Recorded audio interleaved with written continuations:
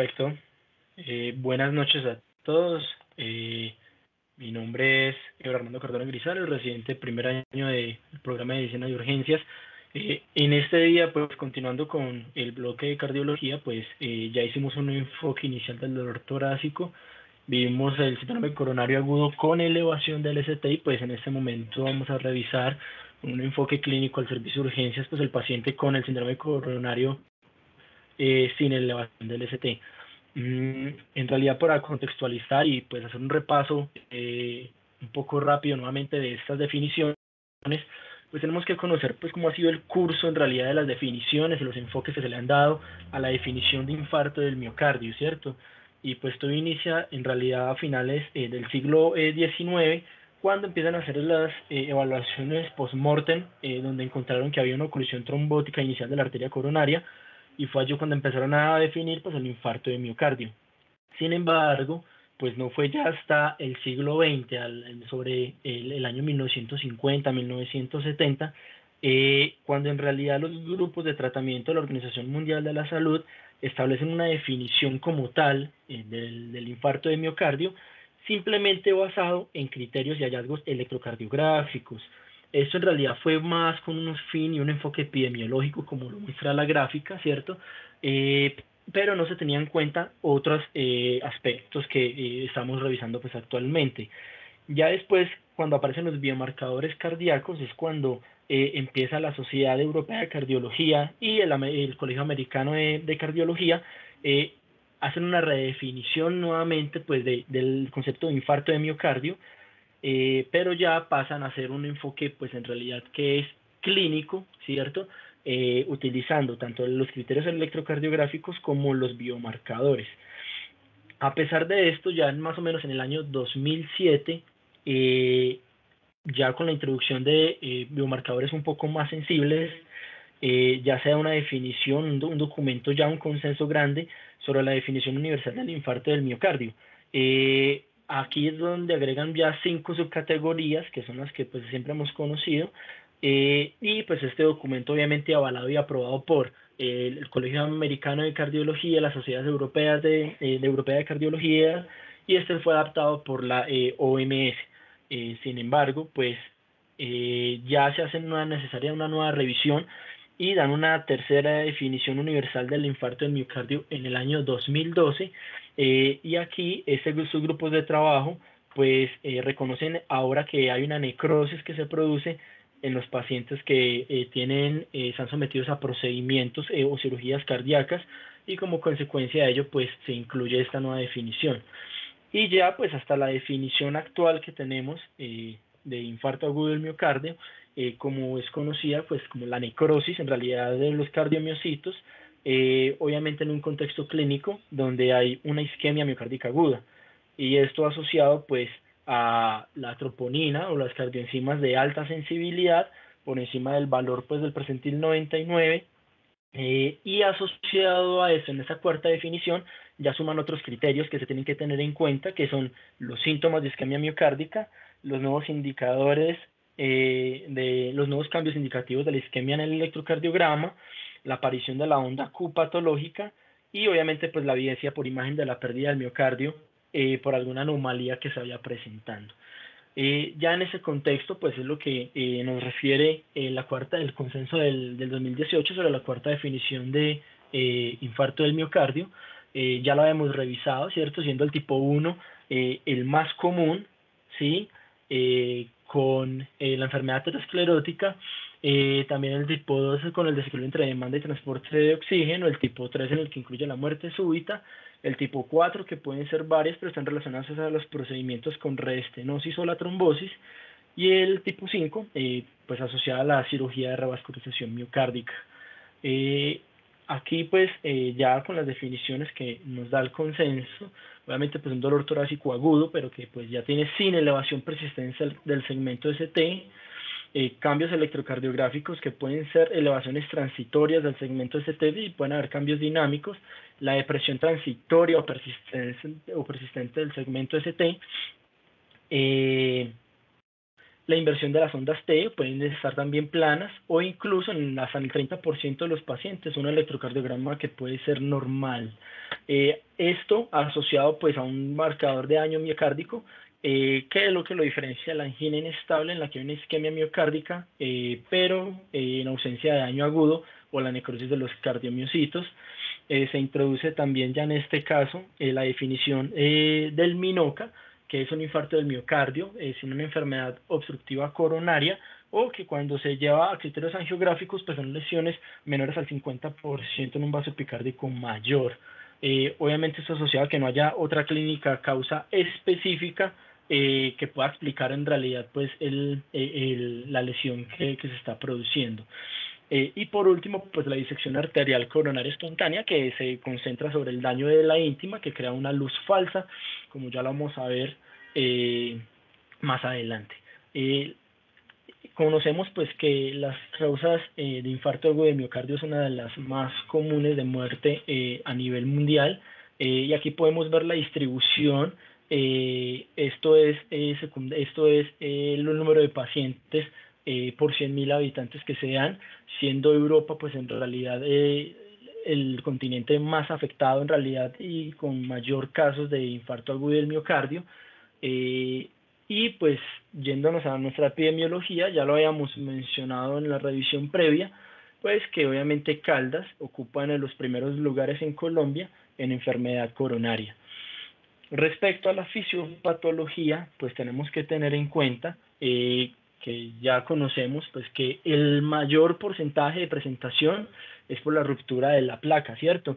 Esto se da por la ruptura de la placa que está cargada de los lípidos, y esto va a conllevar a una inflamación que ya va posteriormente a trombosis, que es a trombos ricos en plaquetas. Sin embargo, también pueden haber otros tipos de lesión en los vasos. En el 25% es en la que se da una erosión de la placa. Esto ocurre con la perturbación del flujo, y pues resultando en esto en que haya una lesión endotelial superficial con formación de neutrófilos, y obviamente la propagación de la formación de trombos secundario a esto. Puede también darse un nódulo calcificado, que lo que ocurre acá es una calcificación nodular que va a sobresalir en la superficie del lumen con la subsiguiente formación de trombos. Y también pues podemos tener ya en menor porcentaje, del 1 al 5%, un espasmo coronario. Esto se produce por una vasoconstricción externa de la arteria coronaria epicárdica, que puede producir la oclusión completa o casi completa pues del vaso, generando pues obviamente una respuesta a la microvasculatura y pues generando el estrés miocárdico.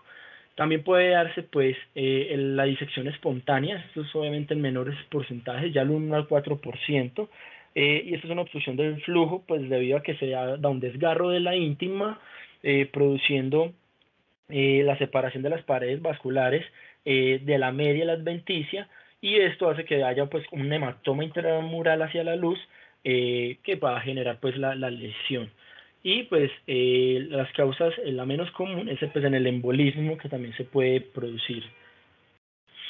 En el diagnóstico tenemos que tener en cuenta pues obviamente una depresión, las alteraciones del segmento ST, que sea nueva o presuntamente nueva, horizontal o descendente, mayor a 0.05 milivoltios, en dos derivaciones anatómicamente contiguas, ¿cierto? La inversión también de la onda T en dos derivaciones mayor o igual a 1.1 milivoltios en derivaciones anatómicamente contiguas con la onda R prominente, y como lo mencioné, hasta el 30% de los casos pues no hay cambios electrocardiográficos evidentes. ¿Cuáles son los cambios que nosotros podemos ver mayoritariamente pues en los electrocardiogramas con un paciente que se sospeche un síndrome coronario agudo sin elevación? Primero, pues puede ser normal el electrocardiograma. Segundo, podemos tener una inversión de la onda T mayor o igual a 1 milímetro en 5 o más derivadas.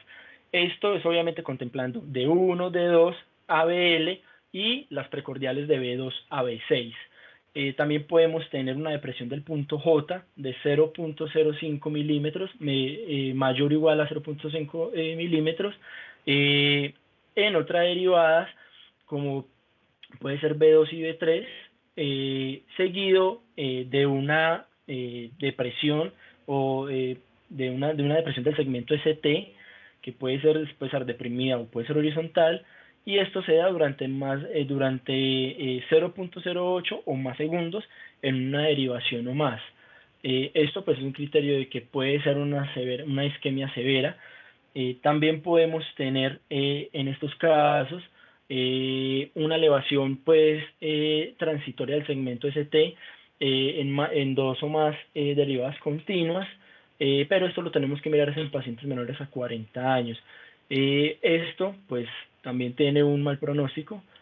Tenemos también el patrón de Winter, que es una depresión del segmento ST seguido de una T picuda. Estos se presentan las precordiales y la elevación del ST en ABR, y pues esto nos sugiere una lesión proximal de la descendente anterior izquierda con casos de severa estenosis. Los patrones de Wellens, que pueden ser dos, el tipo 1, es más o menos el 24% de los casos, y aquí se presentan ondas T bifásicas. Está presente en las derivadas B2 y B3, y se puede presentar una elevación insignificante o inexistente del segmento ST. Y el tipo 2 pues es el más común, es el que más podemos encontrar, y en este está la presencia de las ondas T invertidas, profundas y simétricas en las precordiales derechas, pero también se puede encontrar en algunas otras precordiales. Para hacer el diagnóstico de un síndrome coronario agudo, pues tenemos que tener en cuenta que estos pacientes, aparte del electrocardiograma, que siempre que nosotros lo solicitemos, se tiene que valorar por lo menos en los primeros 10 minutos, y tiene que ser valorado por un médico, pues para poder determinar cambios tempranos que nosotros podamos detectar. Por ende, asumado a esto, nosotros vamos a guiarnos también con la troponina cardíaca, que es el biomarcador pues más sensible que tenemos en este momento. Ya se ha estudiado en múltiples ocasiones y hay varios protocolos, el de 0 a 1 hora, el de 0 a 2 horas y el de 0 a 3 horas, dependiendo del centro en el que estemos y a la institución en la que estemos, para saber con qué troponina con la que se encuentra. Este protocolo de 0 a 1 hora es el más recomendado por las guías de la Sociedad Europea. Sin embargo, pues hay estudios que ya vamos a revisar en los que pues se utiliza más el de 0 a 3 horas.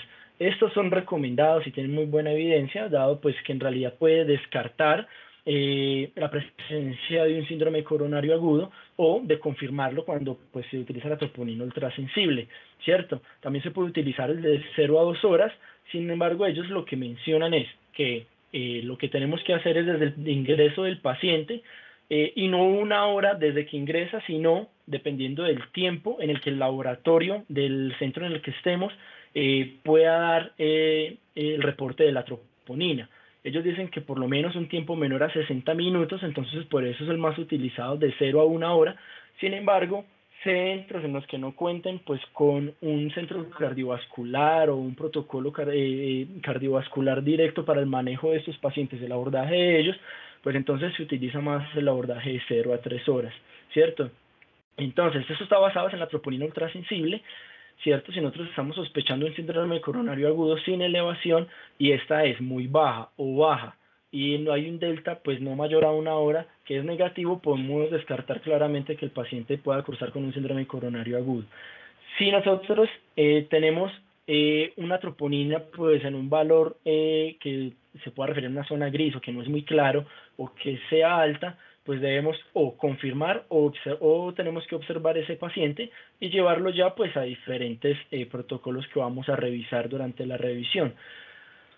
¿Qué pasa? También tenemos que tener en cuenta que la troponina ultrasensible pues puede estar alterada y puede verse afectada por otras situaciones clínicas, como son las taquiarritmias, la insuficiencia cardíaca, las crisis hipertensivas, los estados críticos como lo son el choque, la sepsis o los gran quemados. También se puede estar alterada en las miocarditis, en el síndrome de Takotsubo, la cardiopatía estructural como una estenosis aórtica, la embolia o la hipertensión pulmonar, también las enfermedades renales crónicas o cardiopatías asociadas. Y tenemos que tener en cuenta todos estos diagnósticos diferenciales antes de hacer una interpretación del valor de esa troponina y el contexto clínico que nosotros estamos evaluando. Ya varios estudios han revisado en realidad pues el uso de la troponina ultrasensible y por ejemplo pues en este estudio es un estudio observacional prospectivo lo que se realizó en 5 servicios de urgencias hospitalarias aplicando en realidad el protocolo de 0 a 1 hora, ¿cierto? Comparado con troponina que fuera de cuarta generación y lo que vieron es que el uso de la troponina ultrasensible mejora el rendimiento diagnóstico al compararla pues con la troponina convencional haciendo que se acorte el tiempo hasta el diagnóstico y reconoce un mayor número de pacientes con infarto agudo del miocardio que puedan ser más pequeños. Esto con el protocolo de 0 a 1 hora, porque fueron centros cardiovasculares los que se evaluaron acá. Sin embargo, este estudio que se realizó en Italia, ellos no tenían un centro que estuviera con un protocolo o que estuviera pues con un mecanismo de respuesta para el abordaje de estos pacientes, no contaban con un centro cardiovascular, entonces ellos lo que aplicaron fue el algoritmo de 0 a 3 horas. ¿Por qué? Porque era el que más tiempo les daba y pues por el tiempo de reporte de la troponina fue el que utilizaron. Evaluando este tiempo de 0 a 3 horas, vieron que en realidad pues también tenía buena precisión diagnóstico, había también pues una mejoría en el coste-beneficio de los estudios que se hicieron y pues es lo que más se está adoptando en los centros italianos, pues no el de 0 a 1 hora, sino el de 0 a 3 horas como en este caso. Como lo mencioné, hay que tener diagnósticos diferenciales claros antes de hacer un abordaje eh, de la interpretación de la troponina que estamos evidenciando. Obviamente esto sumado pues a todo el cuadro clínico, el electrocardiograma, como lo hemos venido desarrollando. Entonces, si nosotros estamos con una sospecha de un síndrome coronario agudo sin elevación del ST, vamos a solicitar la troponina de alta sensibilidad, ¿cierto? Acá este protocolo de 0 a 1 hora o 0 a 3 horas, ya saben que en realidad pues ambos tienen buena evidencia para implementarlos en nuestros servicios. Entonces, si es muy baja, pues vamos a descartar el síndrome coronario en el paciente. Puede ser baja y podemos solicitar un delta de acuerdo a la clínica que tenga el paciente, si no hay una mejoría franca o si en realidad pues la sospecha clínica que nosotros tenemos nos hace dudar. Si el delta no hay un incremento significativo, pues descartamos realmente y si el incremento de ese delta pues es significativo, pues vamos a llevar ese paciente a la ruta Rulin, que es para realizar pues ya el protocolo con angiografía. Cuando tenemos un rango intermedio de las troponinas, puede ser nuevamente con un incremento no significativo o un incremento significativo, y pues aquí es donde vamos a empezar a utilizar ayudas diagnósticas complementarias cuando no hay un delta pues que sea significativo de la troponina. Y como ya lo vamos a ver, uno de los más utilizados pues que se está incluyendo en este momento pues es la angiotomografía coronaria. Y cuando la troponina pues es elevada, vamos a llevar a ese paciente pues a la ruta del Rulin, que más adelante pues vamos a determinar de acuerdo al estado clínico del paciente cuál es la ruta ideal para él. Eh, Hay que reconocer nuevamente pues que el diagnóstico es algo sinérgico desde que ingresa el paciente, desde que hacemos la sospecha clínica, desde que tomamos un electrocardiograma y lo interpretamos hasta la toma de la troponina. Todo esto es lo que nos va sumando a nosotros para hacer un diagnóstico y una confirmación del síndrome coronario. Cuando tenemos la sospecha y obviamente pues ese paciente se tienen dudas sobre el diagnóstico definitivo, pues vamos a empezar a utilizar ya nosotros ayudas diagnósticas para la evaluación funcional o anatómica, y acá empezamos a tener el ecocardiograma o el ecocardiograma con estrés, que pues el más recomendado es el con estrés farmacológico. Ya para la evaluación anatómica utilizamos la angiotomografía coronaria, que en realidad pues últimamente ha venido teniendo muy buena evidencia para el diagnóstico de estos pacientes. Entonces, en ese estudio, lo que se hizo fue verificar diferentes tipos de imágenes y encontraron pues que la ecocardiografía en urgencias era uno de los que más beneficios traía conjunto a la angiotomografía coronaria. Acá utilizaron el protocolo de ecocardiografía y ventanas pulmonares para el manejo y el diagnóstico de la falla cardíaca aguda, y encontraron que utilizando la ecocardiografía detectaban trastornos de motilidad y detectaban lesiones isquémicas que podrían sugerir un síndrome coronario agudo en este tipo de pacientes. Y pues en este tipo de pacientes, en este otro estudio, lo que hicieron es que un médico emergenciólogo hiciera una un ecocardio transtorácico prehospitalario, y encontraron que pues en este tipo de pacientes más del 90% de los casos pues podían encontrar una lesión sugestiva, pues tanto de infarto agudo del miocardio con elevación como sin elevación que pudieran generar estos pacientes. Y en este estudio encontramos que la angiotomografía cobra gran importancia en los pacientes en los cuales tenemos o un bajo riesgo o un riesgo intermedio de que en realidad tenga un síndrome coronario, como lo vimos en la clasificación con la cardioenzima, y podemos ver que protocolos americanos, guías europeas, asiáticas, británicas, consideran que es apropiada la realización de la angiotomografía cuando se tiene un bajo riesgo, que tenga dolor torácico con un electrocardiograma normal y troponinas negativas. En un riesgo intermedio, que el paciente tenga un electrocardiograma normal y troponinas negativas, y también acá lo consideran muy apropiado para los pacientes con riesgo intermedio y que tengan troponinas en realidad pues en un rango intermedio. Esto que refieren en el artículo, que tiene ventajas y pues ventajas potenciales, y obviamente también pues tiene contras, pero entonces las ventajas es que uno puede hacer un rápido diagnóstico o exclusión de la enfermedad coronaria, puede identificar el sitio del trombo también.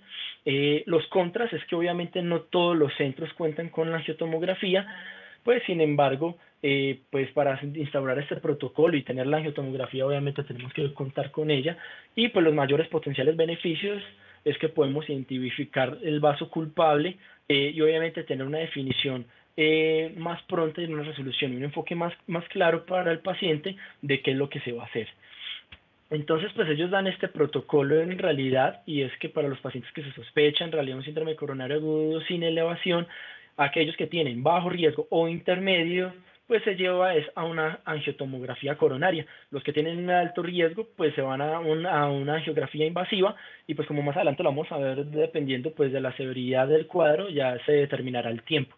Pero pues recalcan nuevamente que bajo riesgo y un riesgo intermedio, estos pacientes claramente tienen gran beneficio y de utilizar la angiotomografía en el servicio de urgencias para poder definir la ruta óptima para ese paciente.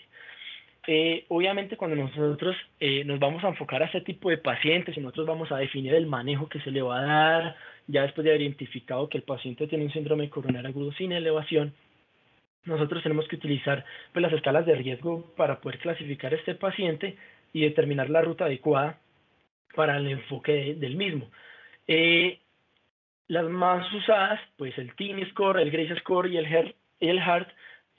Sin embargo, pues trae a colación el GRACE y el HEART, que son las escalas que pues mejor evidencia tienen, y ya vamos a mostrar por qué. Entonces, pues las escalas de riesgo de GRACE proponen unos ítems que son edad, presión arterial sistólica, la frecuencia cardíaca, la creatinina, la troponina ultrasensible, cambios del segmento ST, el paro cardíaco y la clasificación KILL para falla cardíaca, siendo un rango intermedio de 109 a 140 puntos, y vamos a tener muy en cuenta el riesgo elevado, que es de mayor a 140 puntos, porque ya más adelante vamos a ver que con este se definen pues otros enfoques del paciente. Y la escala de HEART, que con un score de 4 a 6 puntos ya tenemos un riesgo intermedio, pues mayor a 7 ya es un riesgo elevado para que el paciente tenga esto. ¿Por qué se hablaron de estas escalas? Pues ya varios estudios han tratado de evaluar la utilidad y cuáles tienen mejor evidencia, pues cuáles tienen mejor sensibilidad y especificidad.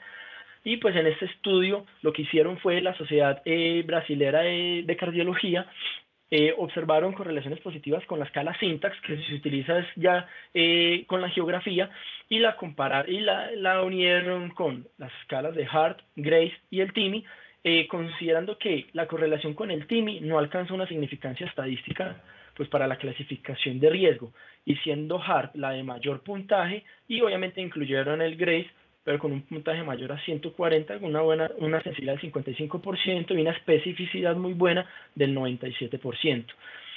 En este otro estudio, lo que querían comparar era la escala de TIMI y el GRACE para el riesgo de mortalidad, y demostrar una mejor precisión predictiva en la escala GRACE comparada con la escala de TIMI.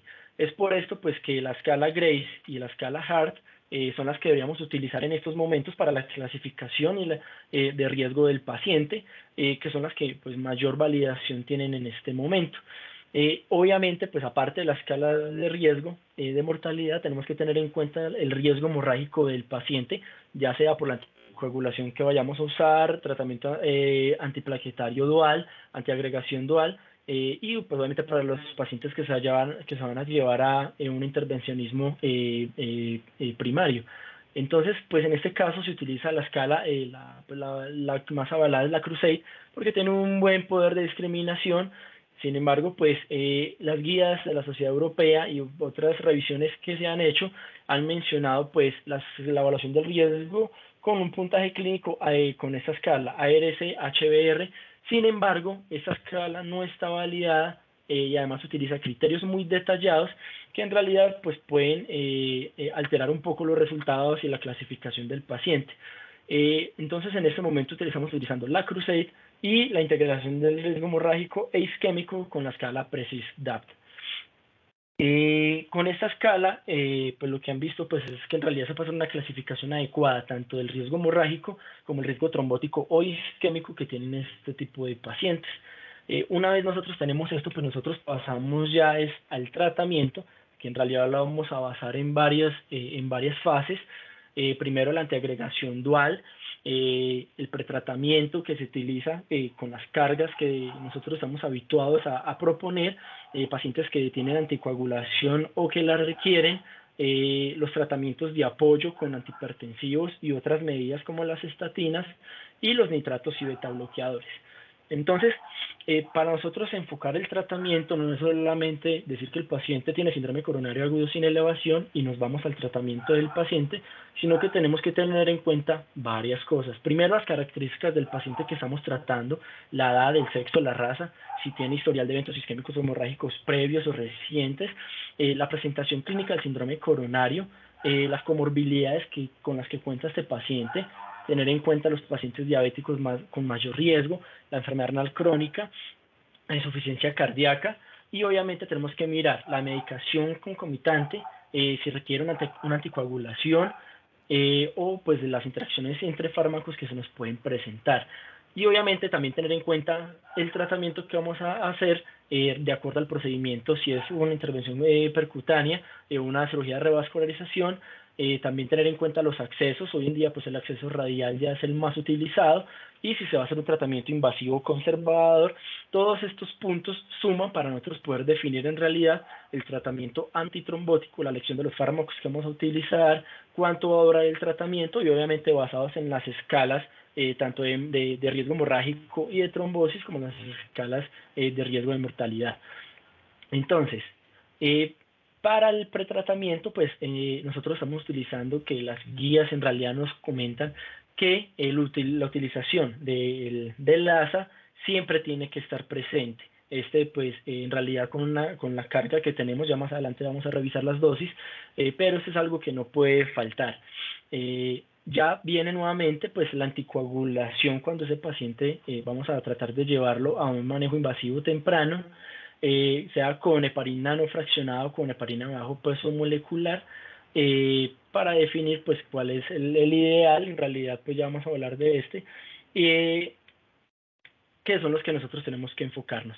Para el pretratamiento, entonces, pues, como lo mencioné, siempre se debe utilizar el ASA, y en este estudio incluyó a 4.018 pacientes de centros pues, de Alemania e Italia, y fue el primer estudio que en realidad trató de comparar de forma directa la seguridad y la eficacia de ticagrelol versus pasugrel en pacientes con síndrome coronario agudo, ¿cierto? En quienes iba a evaluar y se planeaba una evaluación angiográfica inicial, es decir, un tratamiento invasivo temprano, y lo que vieron es que en realidad el prasugrel el pretratamiento no tenía en realidad pues un impacto en la consecuencia de isquemia futura, pero podía tener aumento de los episodios hemorrágicos, y vieron que en realidad lo que pues se utilizaba y lo que servía era utilizar estos medicamentos después de realizar la intervención coronaria percutánea, pues de la cirugía de revascularización, y el clopidogrel únicamente cuando no se contara o cuando no se tuviera acceso pues al prasugrel o a ticagrelol en el centro en el que estuviéramos. Este otro estudio lo que hizo fue un pretratamiento con los inhibidores pues, de la P2Y12 como el clopidogrel, el ticagrelol o prasugrel, y encontraron pues, que no tuvo mejores resultados isquémicos, y como lo vieron ellos, aumentó fue el riesgo hemorrágico. Por esto no recomendaron el uso en el pretratamiento de estos medicamentos. Obviamente es cuando el paciente se va a llevar a un tratamiento invasivo primario, ¿sí? Entonces, el ASA es el que está recomendado siempre con una dosis de carga de 300 miligramos seguida de una dosis de 75 a 100 miligramos día.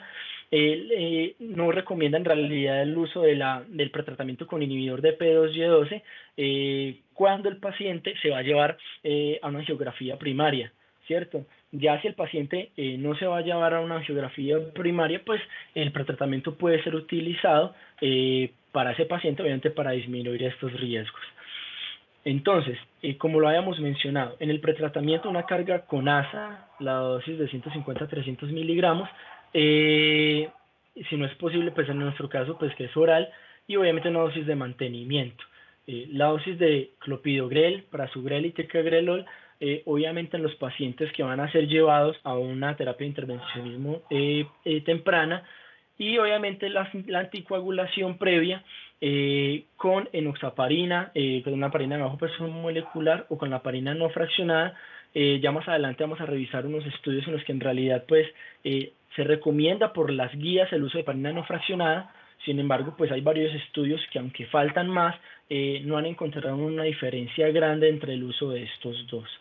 Entonces, para este tipo de pacientes, lo que nosotros vamos a utilizar cuando se tiene un síndrome coronario agudo sin elevación del ST y lo vamos a llevar a un intervencionismo primario, entonces pues vamos a utilizar la parina no fraccionada o la enoxaparina. Obviamente también pues se menciona la bivaluridina, midiendo obviamente el riesgo hemorrágico del paciente, como lo habíamos revisado con la Precis-DAPT. Vamos a clasificarlos en riesgo bajo, alto o muy alto. Y pues obviamente esto es lo que nos va a determinar la duración del tratamiento, dependiendo también de las comorbilidades que se tenga y el riesgo hemorrágico que tenga el paciente.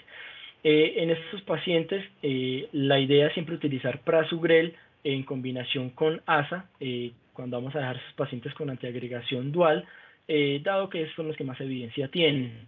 El ticagrelol en realidad se asoció en muchas ocasiones a pues, mucho más riesgo de sangrado, pero pues no hay suficientes estudios que nos puedan aumentar esta evidencia.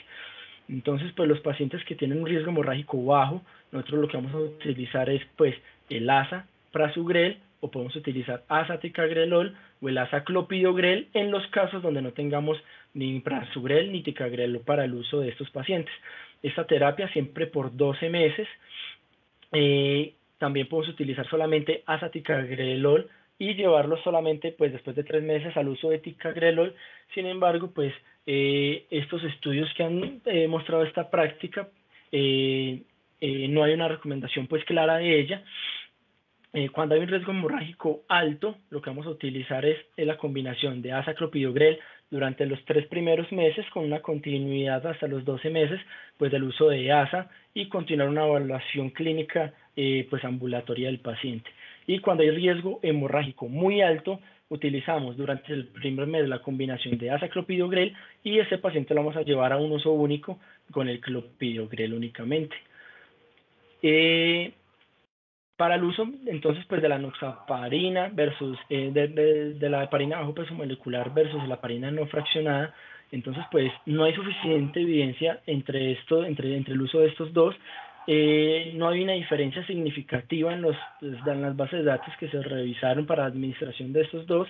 Hay resultados similares, sin embargo, pues faltan más estudios que nos puedan aclarar un poco más esto. Sin embargo, pues traje estos dos artículos del impacto del fondoparinós versus la enoxaparina. Este fue el FATMI que se utilizó pues en una población francesa, y también esta de la enoxaparina versus la heparina no fraccionada durante la intervención coronaria percutánea. Estos ambos estudios en realidad demostraron que los resultados fueron similares con la utilización de ambos medicamentos. No encontraron diferencias significativas que mostraran un beneficio o que encontraran una favorabilidad de un medicamento hacia otro. Pues es por esto que en realidad las guías europeas de cardiología, de la Sociedad de Cardiología, aunque recomiendan el uso de la heparina no fraccionada, pues tampoco hay en realidad estudios en contra de la utilización de la enoxaparina en la anticoagulación de los pacientes que se van a llevar al intervencionismo primario. Entonces, para prolongar el tratamiento antitrombótico, lo único que tenemos que tener en cuenta es la prevención secundaria a largo plazo para pacientes con riesgo alta de eventos isquémicos y que no tengan un riesgo aumentado de sangrado, ¿cierto? Es obviamente utilizando la PRECIS-DAPT para poder clasificar a este tipo de pacientes. Pero generalmente la duración del tratamiento antitrombótico pues se da a 12 meses y el resto pues si se va a prolongar o si se va a cortar, esto se hace de acuerdo al juicio clínico y al riesgo hemorrágico o isquémico que tenga el paciente. Se han hecho varios estudios en los que tratan de hacer la disminución o la interrupción temprana de la antiagregación dual plaquetaria. Sin embargo, han encontrado pues que pacientes que se puede suspender en los 3 primeros meses pueden encontrar beneficios disminuyendo el riesgo hemorrágico sin que se pueda afectar en realidad pues el riesgo isquémico del paciente. Entonces, pues para revisar nuevamente las dosis, el tratamiento antiagregante doble a largo plazo, ¿qué lo vamos a utilizar? Pues el estudio DAP fue el que utilizó el clopidogrel en combinación con ASA, y también el prasugrel, encontrando que el prasugrel pues era el que en realidad tenía mayor beneficio de los pacientes. El Pegasus Timi fue utilizando el ticagrelol, también encontró buenos beneficios. Sin embargo, pues ya hay estudios como los mencionamos, comparando prasugrel versus ticagrelol, encontrando que el prasugrel tiene un rango mayor de seguridad y el clopidogrel lo dejamos para pacientes que en realidad no, para los pacientes en los que no se cuenta con el uso del medicamento prasugrel o ticagrelol. El riesgo trombótico o isquémico, ¿cómo lo vamos a evaluar nosotros? Lo vamos a evaluar después con estos criterios. Entonces, ¿quiénes nos potencian el riesgo? Los pacientes con diabetes mellitus que están medicados, pacientes que tienen antecedente de un infarto de miocardio recurrente, una enfermedad coronaria multivasa de cualquier tipo, una enfermedad vascular múltiple, cuando hay una enfermedad coronaria en una edad menor a 45 años, y también pues, los pacientes con enfermedad renal crónica que tengan una tasa de filtración de entre 15 a 59 mililitros. Los aspectos técnicos que se tienen en cuenta para clasificar los pacientes con riesgo trombótico alto, que es el riesgo isquémico alto, pacientes que tengan al menos 3 estén implantados, que tengan 3 lesiones tratadas, una longitud del estén mayor a 60 milímetros, que tengan antecedentes de revascularización como tronco común izquierdo o implante de 2 más estén en la bifurcación, y los antecedentes de la trombosis del estén. Esos pacientes confieren un riesgo elevado trombótico o isquémico. Y los que tienen riesgo trombótico moderadamente alto, pacientes nuevamente con diabetes mellitus, infarto miocárdico recurrente, una enfermedad vascular múltiple, y los pacientes con una enfermedad renal crónica son quienes se les infiere este tipo de riesgo moderadamente alto, y teniendo en cuenta este riesgo isquémico y la escala de riesgo hemorrágico con el PRECIS-DAPT, es que nosotros vamos en realidad pues a dar el manejo óptimo para el paciente. El tratamiento antiagregante plaquetario en pacientes que tienen FA, pues varios estudios han tratado de dar modelos de tratamiento. Estos son los estudios pues, más importantes en los cuales se ha evaluado el uso tanto de terapia dual como de terapia triple para el tratamiento de los pacientes que requieren anticoagulación y un tratamiento antiagregante dual. Estos pacientes, pues el Pioneer es uno de los más importantes en conjunto con el August, que dan una terapia doble, obviamente disminuyendo en el August la dosis de apixaban de 5 miligramos por 12 horas, más cualquiera de los inhibidores de la C2PY12. Esto lo compararon frente a una terapia dual en la que utilizaban apixaban más ASA más clopidogrel, ticagrelol o prasugrel, y también con antagonistas de la vitamina K. ¿Qué vieron ellos en este estudio? Que habían menos hemorragias mayores o que no tenían pues tanta relevancia con la terapia inicial con apixaban en conjunto con un inhibidor de la CP2Y12. En el estudio Pioneer compararon fue el rivaroxaban con una dosis de 15 miligramos días más clopidogrel durante 12 meses frente a una terapia triple modificada en la cual disminuían la dosis de rivaroxaban a 2.5, pero le sumaban ASA y clopidogrel durante 1, 6 o 12 meses dependiendo del riesgo hemorrágico del paciente y del riesgo isquémico. Esto lo compararon con otra terapia triple utilizando antagonistas de vitamina K y lo que ellos encontraron fue que había menos hemorragia significativa en pacientes en los cuales se utilizaba solamente la terapia dual con rivaroxaban con una dosis de 15 miligramos día y sumado a clopidogrel. Sin embargo, también cuando tenemos estos pacientes que tienen fibrilación auricular o alguna indicación de la anticoagulación, pues hay estrategias para reducir el riesgo hemorrágico cuando se relaciona a las intervenciones coronarias percutáneas. ¿Cuáles son? Ajustar la dosis de anticoagulación según el peso y la función renal, obviamente pues especialmente para pacientes ancianos y en mujeres, el acceso radial como acceso vascular preferido, ya el femoral pues no es el ideal, sino que se toma el acceso radial como el indicativo. El administrador pues de una bomba de protones también en combinación con la terapia dual que se está haciendo, la antiagregación plaquetaria dual, en los pacientes que confieren un riesgo de hemorragia gastrointestinal aumentada, que ya tienen el antecedente en la hemorragia gastrointestinal, que tienen la anticoagulación actual o que están con toma de antiinflamatorios no esteroideos o corticoides de manera crónica. Esto sumado a que tengan más de 65 años, dispepsia, enfermedad por reflujo gastroesofágico, infección por Helicobacter pylori y un consumo crónico de alcohol. Los pacientes con anticoagulación oral, la intervención coronaria percutaria tiene que hacerse sin interrupción desde que sea una opción emergente en ese momento.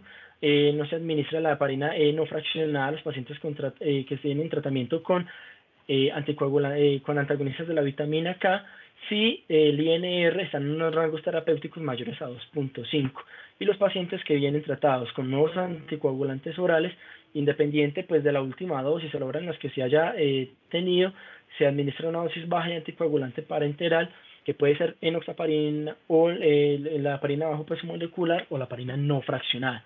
Se indica el uso de ASA, pero debe evitarse el pretratamiento nuevamente con inhibidores de la P2Y12.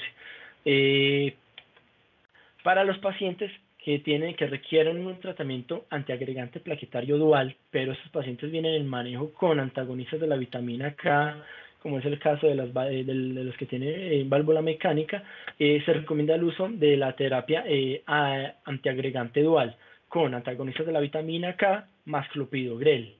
Esto se utiliza previo a una terapia que se utiliza ya intrahospitalaria una semana o un mes antes del inicio de esta dual, que es con azaclopidogrel y el antagonista de la vitamina K.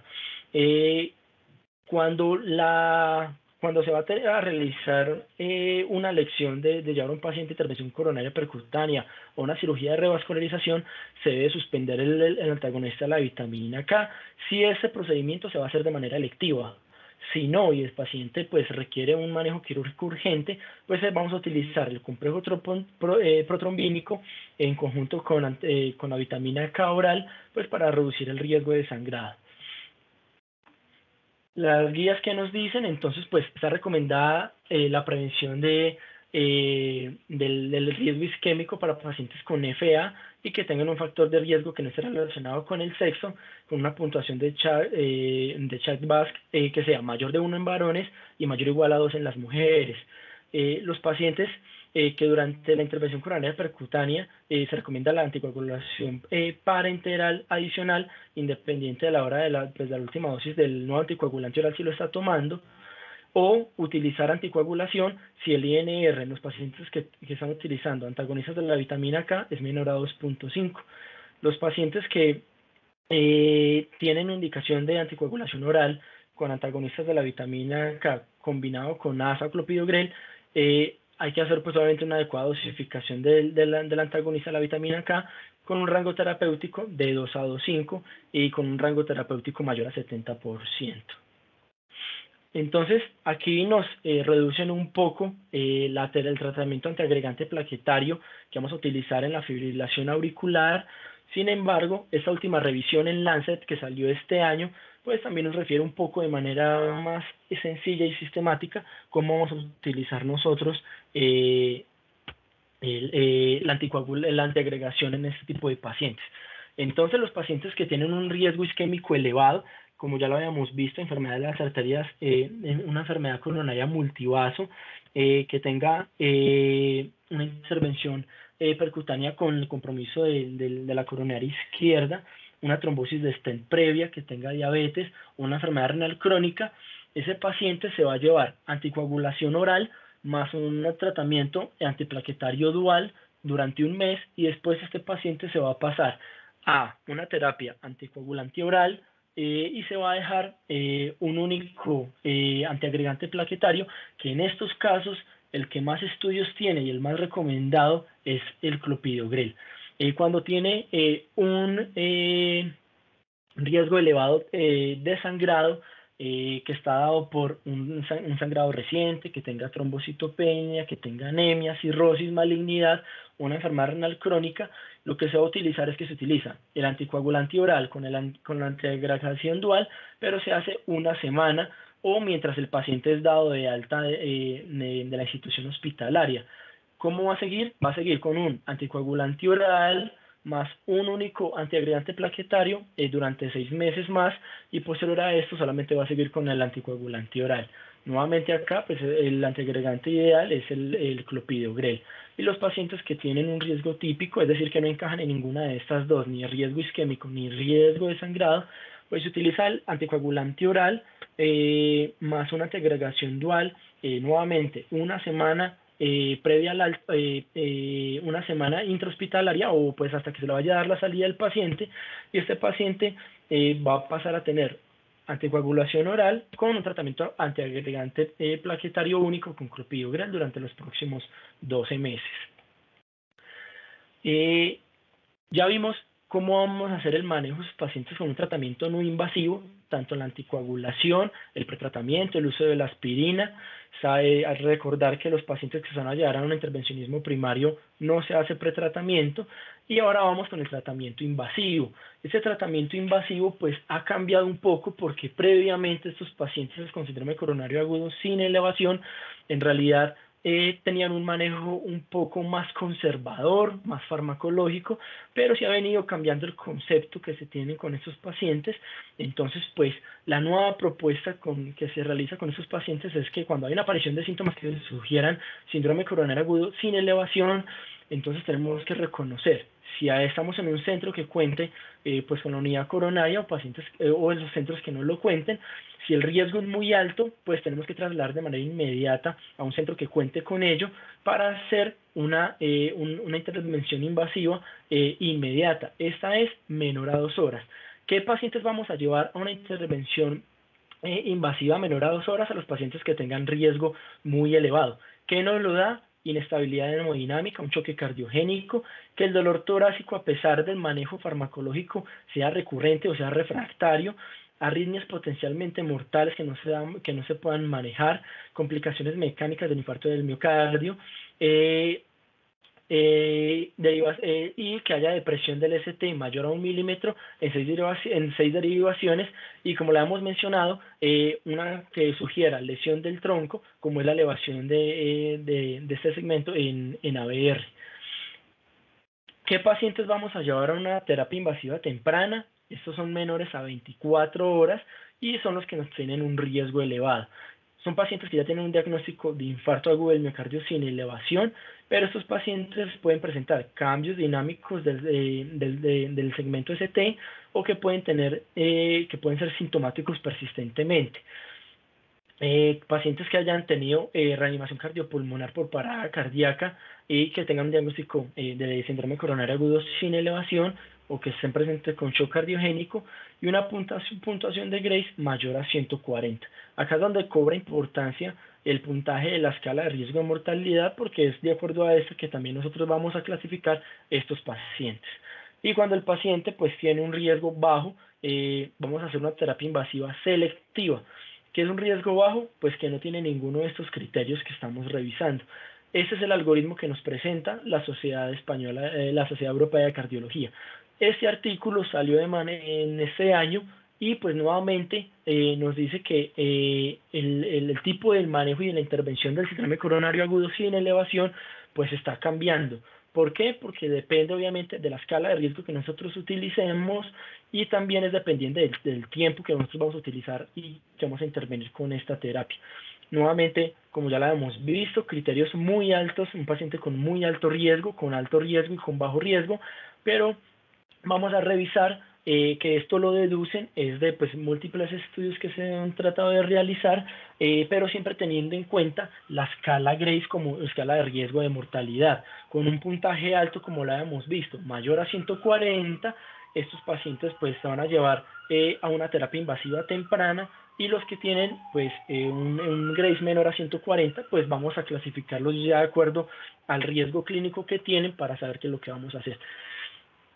En este estudio lo que utilizaron fue 848 pacientes que trataron entre el 1 de enero del 2016 y el 1 de enero del 2018 y se realizó la intervención coronaria percutánea menor a 24 horas en 145 pacientes, diferida hasta 3 días en 192 pacientes y más de 3 días hasta 7 días en 275 pacientes, más de 7 días ya en 236 pacientes. He aquí y traje este artículo porque es importante, porque aquí ellos no utilizan el Grace, el criterio de tener una escala con riesgo alto, es decir, mayor a 140, sino que lo asignaron aleatoriamente y vieron que pues a medida que lo estaban haciendo, pacientes con un puntaje Grace de 127, de 130, de 133 y 148, respectivamente a los pacientes que hicieron intervención coronaria percutánea. ¿Qué vieron ellos? Que en esta cohorte no seleccionada, el tratamiento mediante una intervención coronaria percutánea menor a 24 horas no condujo a una mejor supervivencia en comparación con una estrategia de intervención coronaria percutánea menor a 7 días. Y obviamente el retraso ya en la intervención coronaria percutánea mayor a 7 días, pues dio lugar a un peor resultado. Sin embargo, si tomamos en cuenta lo que hemos revisado, cuando fue mayor a 7 días, veíamos que estos pacientes tenían en realidad una escala de Grace mayor a 140. Es decir, que según nuestra nueva clasificación, este paciente esos pacientes debían ser llevados a un tratamiento invasivo inmediato, de acuerdo al estado clínico también que presentara, y pues obviamente aquí se vio más alta mortalidad, pues también asociado a eso. Y pues considero que también no vieron una evidencia favorable de la intervención coronaria percutánea, porque los pacientes que utilizaron para llevar una intervención coronaria percutánea menor a 24 horas fue con unas puntaje de Grace menor a 140. En el estudio Verdict, pues es en el que en realidad pues más se vio el beneficio y la clasificación, esta nueva clasificación, y lo que hicieron fue un análisis de subgrupos definidos por este mismo ensayo. Lo que hicieron fue dividir pacientes con escala de Grace mayor a 140 y menor o igual a 140. ¿Qué vieron ellos? Que cuando se utilizaba la estrategia invasiva temprana en los pacientes con una escala de alto riesgo, pues la estrategia invasiva temprana en los pacientes pues fue mucho más beneficiosa para el paciente con una tasa de mortalidad menor. Y los pacientes con una escala de Grace menor a 140 que se llevaron a una estrategia invasiva, dependiendo del riesgo clínico es que lo clasificaban para determinar si había riesgo de mortalidad o no. ¿Qué vieron ellos también? Pues que redujo el riesgo de mortalidad por todas las causas en los pacientes que tenían cambios en el electrocardiograma, una mayor frecuencia cardíaca y una menor presión arterial sistólica. Es decir, que los pacientes que entraban en un riesgo alto o muy alto y que tenían una escala de Grace mayor a 140 eran quienes se beneficiaban de llevarlos a esta estrategia invasiva temprana. Ya con el tratamiento de apoyo, ¿cierto? Entonces, pues los nitratos intravenosos u orales, pero pues que en este caso no tenemos para el uso sublingual, pues está recomendado con una buena clase de evidencia y un buen nivel. El uso de beta bloqueadores debe iniciarse de manera temprana cuando tengamos la sospecha diagnóstica de un paciente o la confirmación del paciente con el síndrome coronario agudo sin elevación. Sin embargo, tener en cuenta pues las restricciones, que principalmente son pacientes que tengan falla cardíaca o pues que estén en un estado de choque. Y los opioides para utilizar también para aliviar el dolor. También se utilizaba pues el tratamiento a largo plazo. Entonces pues hay que tener en cuenta que estos pacientes vamos a empezarles el uso de estatinas.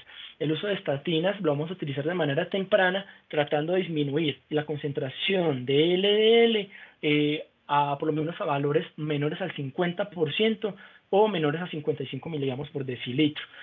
Si después de evaluar 3 a 4 semanas estos pacientes no habían tenido un impacto en la mejoría de los niveles de colesterol LDL, pues se utilizaba se le podía agregar el uso de ezetimiba. Y si pues después de evaluar a esos pacientes no teníamos pues la mejoría, utilizar los inhibidores de la PCSK9. El uso de los IECA o los ARA2 pues está más indicado en los pacientes que se presentan con insuficiencia cardíaca o que tengan una FEBI reducida menor al 40%, pacientes con diabetes o enfermedad renal crónica. Sin embargo, tener en cuenta que los pacientes que están en una terapia de reemplazo renal o que están hipercalémicos, pues vamos a evitar el uso de estos mismos. Nuevamente los beta bloqueadores, es ideal empezarlos de manera temprana, exceptuando pues, las restricciones que ya conocemos. Los antagonistas de los receptores de mineralocorticoides utilizaban los pacientes con falla cardíaca y FEBI reducida. Y como lo habíamos visto, el inhibidor de la bomba de protones para los pacientes que en realidad tienen un riesgo elevado de sangrado, que tienen ya con una hemorragia gastrointestinal conocida, que han tenido episodios de úlceras digestivas, son aquellos a los cuales vamos a empezar este manejo. Nuevamente el estudio de Lancet, esa revisión, entonces pues lo que vamos a utilizar es impactar sobre la terapia del colesterol LDL, utilizando el ezetimiba si en 4 a 6 semanas en realidad no hemos visto una mejoría o un impacto del 50% del valor inicial, o que el colesterol LDL sea menor a 55. La terapia antitrombótica, por lo general lo que vamos a utilizar es la terapia de antiagregación plaquetaria dual, por lo menos 12 meses, considerar postergar y alargar un poco, qué pena, la terapia con antiagregación dual en pacientes con alto riesgo isquémico, considerar suspender de manera temprana el uso de aspirina en pacientes que tienen alto riesgo de sangrado. Son estos pacientes los que continúan solamente con clopidogrel, y generalmente pues no se utiliza la triple terapia como manejo antitrombótico. Se ha mencionado también pues el uso de los antiinflamatorios con el uso de la colchicina. Sin embargo, pues faltan más investigaciones que nos puedan aclarar los beneficios y el uso pues en realidad de estos. Y nuevamente recordar el uso de los beta bloqueadores, iniciarlos en las primeras 24 horas si no hay ninguna contraindicación. Los IECA también los tenemos que utilizar, pero en pacientes que se beneficien, que sea con FEBI menor al 40%, que tengan pues una falla cardíaca, y los antagonistas de la aldosterona pues también para falla cardíaca y una FEBI menor al 40%. Obviamente, pues como ya lo conocemos, impactando sobre los cambios en los estilos de vida, para que pues estos pacientes tengan en realidad pues un mejor desenlace. Es importantísimo dejar de fumar. Esto es lo que más tenemos que hacer en realidad, pues también hincapié nosotros, cambios dietarios y un ejercicio programado a estos pacientes. Entonces pues este algoritmo es el que nos trae finalmente la guía europea de cardiología para el manejo y el enfoque de estos pacientes. Es como un repaso rápido lo que vamos a tener en cuenta: evaluar los síntomas que nos presenta el paciente, los signos vitales con los que llega, el electrocardiograma y la troponina ultrasensible, para nosotros detectar si ese paciente requiere una imagen no invasiva, o si pues hay cambios en la troponina, en el algoritmo de 0, 1, 2 o 3 horas, pues ese paciente lo vamos a llevar ya pues para un riesgo alto y lo vamos a utilizar a unidad crítica coronaria, o vamos a dejar en observación y pues vamos a considerar qué es lo que tenemos que hacer. Clasificar a ese paciente con la escala Grace, haciendo pues obviamente hincapié en el riesgo de mortalidad de este paciente, hacer una monitorización continua del ritmo. Ese paciente pues que ya tiene un riesgo intermedio o moderado tiene que ir a una unidad coronaria, y tenemos que empezar pues ya la elección del tratamiento antitrombótico. ASA con su carga antiisquémica inicial para continuar con el manejo de estos pacientes, y ya sabemos que los inhibidores de la P2Y12 pues no lo vamos a utilizar como pretratamiento, sino que lo vamos a utilizar es para la antiagregación plaquetaria dual de estos pacientes. El uso de la heparina no fraccionada versus la heparina de bajo peso molecular, como ya lo vimos, en realidad pues aunque se recomienda el uso de la heparina no fraccionada, no hay una diferencia por ahora justificada o significativa en el uso de ambas, y pues vamos a llevar a ese paciente ya a la siguiente fase, que vamos a utilizar ya una estrategia invasiva con que sea selectivo o planificado, pues que sea emergente. Como ya lo sabemos y como lo mencionamos, invasiva inmediata menor a 2 horas en los pacientes que están realmente inestables, una invasiva temprana menor a 24 horas, y ya la terapia de la estrategia invasiva selectiva, que es la que podemos diferir nosotros, e incluso pues se puede diferir de manera ambulatoria. Obviamente la revascularización a favor de la intervención coronaria percutánea, pacientes que tienen enfermedad de un vaso o que están con inestabilidad clínica, y a favor de la revascularización, pacientes con diabetes, con enfermedad multivaso compleja o enfermedad multivaso con obstrucción del ventrículo izquierdo. El alta hospitalaria obviamente lo tenemos que tener en cuenta siempre con antiagregación plaquetaria dual durante los próximos 12 meses, teniendo en cuenta las escalas de riesgo de sangrado y los criterios de riesgo isquémico que nos puede presentar ese paciente, y ese paciente siempre las estrategias para los impactos en la calidad de vida, y también control lipídico, sea con las estatinas o con ezetimiba, o con los que no tenemos un buen control, los inhibidores de la PCSK9. Obviamente el impacto en el abandono del tabaquismo, mejoras en la calidad de la dieta, y pues el ejercicio para lograr los pesos ideales. Finalmente, pues, ¿qué mensaje nos vamos a llevar en realidad para el síndrome coronario agudo sin elevación? Importantísimo, tenemos que saber que se debe tomar e interpretar el electrocardiograma en los primeros 10 minutos en todos los pacientes en los que tenemos una sospecha de síndrome coronario agudo. Entonces, si nosotros tenemos un paciente en el servicio de urgencias al cual le solicitamos un electrocardiograma, nosotros no vamos a esperar a que la enfermera o pues quien está tomando el electrocardiograma no lo lleve. No, tenemos que estar en ese mismo momento para hacer una lectura rápida del electrocardiograma y así definir ese paciente si tiene criterios o no de cambios electrocardiográficos.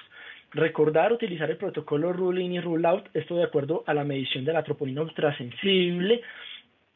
La guía lo menciona pues obviamente con el algoritmo de 0 a 1 hora, pues que es en realidad el que beneficio ha mostrado, pero ya sabemos que centros que no tengan pues un protocolo instaurado para la atención de este tipo de pacientes, podemos utilizar el protocolo de 0 a 3 horas, que incluso en algunas ocasiones se extiende hasta las 6 horas. Utilizar los puntajes de Grace y el Crusade para la certificación de riesgo de mortalidad y sangrado en los pacientes que tenemos la sospecha del síndrome coronario sin elevación. Tenemos que clasificar el paciente para el tiempo ideal para realizar pues en realidad la angiografía o la intervención coronaria percutánea, sea inmediata, menor a 2 horas, temprana en las primeras 24 o selectiva que puede ser diferida, esto siempre teniendo en cuenta las condiciones clínicas del paciente con el riesgo alto, muy alto o bajo. Evitar el pretratamiento con los inhibidores de la P2Y12 en los pacientes a los que vamos a llevar nosotros a una estrategia invasiva temprana por el aumento y el riesgo de hemorragia que tienen estos pacientes. Conocer y recordar que la antiagregación dual ese es el pilar del tratamiento farmacológico a largo plazo de los pacientes, y en general pues vamos a utilizar el ASA con un inhibidor de la P2Y12 potente durante los próximos 12 meses, y el que pues mejor evidencia tiene hasta el momento pues el prasugrel. Obviamente cuando no contamos con este medicamento pues vamos a utilizar el clopidogrel. Controlar los niveles de LDL en todos los pacientes que tengan síndrome coronario agudo sin elevación con estatinas de alta potencia, y ya sabemos y recordar que si no logramos niveles óptimos pues tenemos 2 medicamentos más para empezar a impactar sobre estos pacientes. Obviamente tenemos que recordar que pues, los pacientes que tienen un infarto agudo sin elevación del ST tienen que ser manejados por un equipo multidisciplinario. ¿Y esto para qué? Para buscar cambios en el estilo de vida y controlar los factores de riesgo modificables que tienen estos pacientes. Y como lo había mencionado, pues el diagnóstico de MINOCA se debe presentar en los pacientes que tienen los criterios de infarto agudo del miocardio, pero que cuando se llevan a una angiografía, pues no hay una obstrucción de los vasos coronarios epicárdicos y no tenemos otros diagnósticos que nos expliquen este evento, como lo puede ser una miocarditis o un síndrome de Takotsubo. Esto era lo que tenía pues para presentar en el día de hoy de acuerdo pues, al síndrome coronario agudo sin elevación. Quedo pues atento a dudas y pues a más comentarios. Y recordarles pues el segundo Congreso Nacional de Residentes que vamos a tener el 2 y 3 de septiembre.